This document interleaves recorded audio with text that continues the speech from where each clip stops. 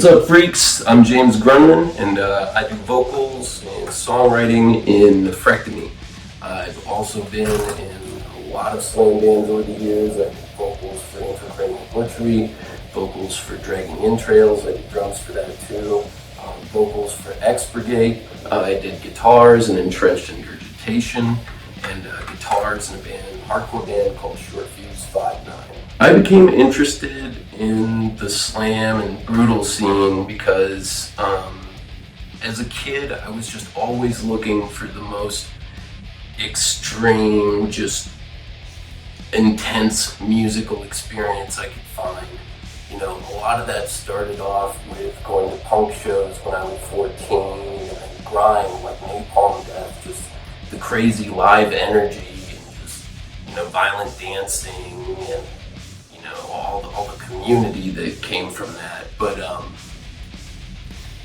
yeah, I really, you know, just kept looking for the most brutal stuff. You know, went from punk and grind to gore grind to brutal death, slam, and started making it, and here I am today. The first brutal slam album I ever listened to, I found Disgracia's first full length at a local record store used for $4, I think. And that's one of the most all-time greatest brutal death albums ever. I was just so fascinated by it. I listened to it on repeat for like my entire freshman year of high school. Just the cover with, you know, this weird creature and its guts all around, crazy cricket vocals, John Gilbert's insane drumming, rest in peace John Gilbert. And yeah, from that album, then I also found Artery Eruption at that same record store. And Artery Eruption and Disgracia are probably the two most formidable artists for me. My number one recommendation for brutal freaks and slam heads out there is Digested Flesh's The Answer to Infection. That album is just so inexplicably raw. Like it feels like your face is being pounded into mush on fucking concrete.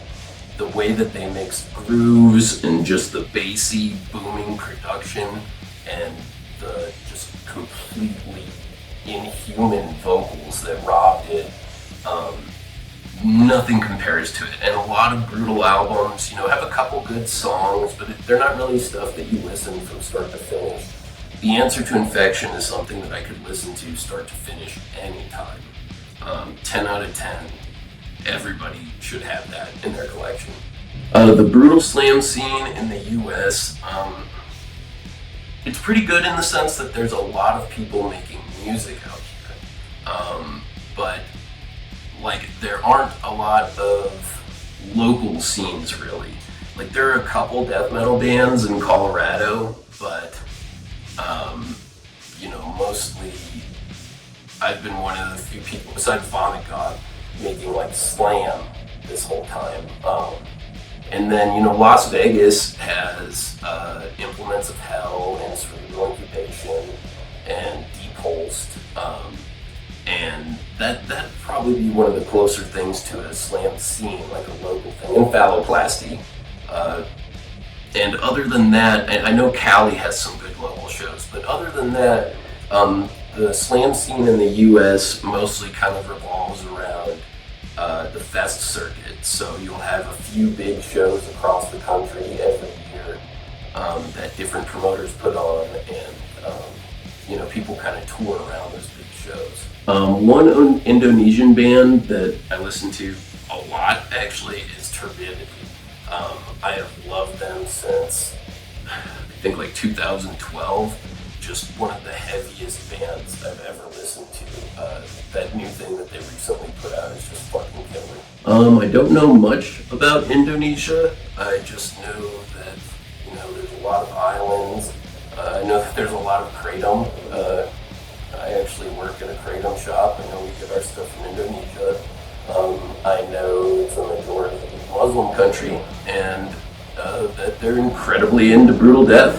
I was interested in featuring on the Brutal Mind YouTube because Brutal Mind is just a company that I immensely respect as a label and just a merch company. They really kind of create a scene and make a lot of quality products that really kind of brings people together. I think that the amount of quality releases and merch that they've put out has definitely made the slam scene look a lot more serious. Do I think that there's a relationship between bodybuilding and brutal death? I really do think there should be. The brutal grooviness of brutal death just fits perfectly with getting you motivated to lift in the gym, you know? And, you know, I've struggled a lot with addiction in my life, and without weightlifting, bodybuilding, I would be in a bad place. It's been one of the few positive things in my life, and it really does coincide with slam and brutal death. So I really recommend anybody who's into slam to start lifting yourself. Nothing negative is going to come about it. You're going to feel better mentally, you're going to feel better physically, you're going to be stronger, and yeah, nothing but positivity can come from that. You know, I know a lot of people struggle with depression and stuff like that, and, you know, drinking problems, especially in extreme music, and hitting the gym is the first step to deal with any of that. If you have a doctor that's trying to prescribe you medication before they're trying to tell you to eat better and go to the gym, you need to find a different doctor. Yeah, so lifting and brutal death definitely go together. The main inspiration for my vocal style would definitely be Angel from Cephalotripsy and Condemned. Just that first Cephalotripsy album, it was just inhuman.